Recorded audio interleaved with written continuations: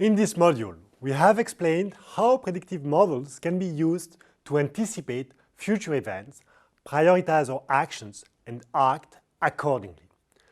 We first presented how descriptive models, such as classification or regression tools, can also be used to forecast future events. Actually, we even pointed out that if those models were not able to predict what will happen, it meant that they actually did a poor job at describing the reality of the situation in any case.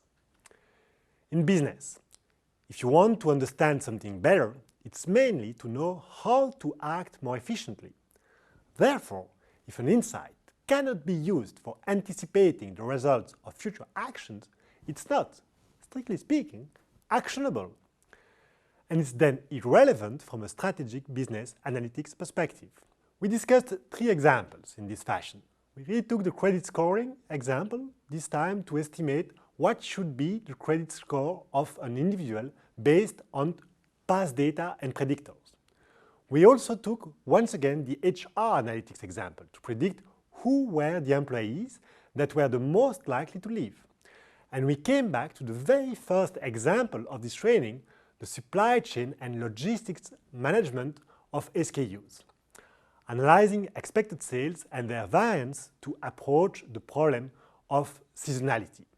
We also discussed a right-censored example, that is, when the event to happen hasn't necessarily happened already, which actually is the case in many real-life applications, such as predictive maintenance, as we have seen.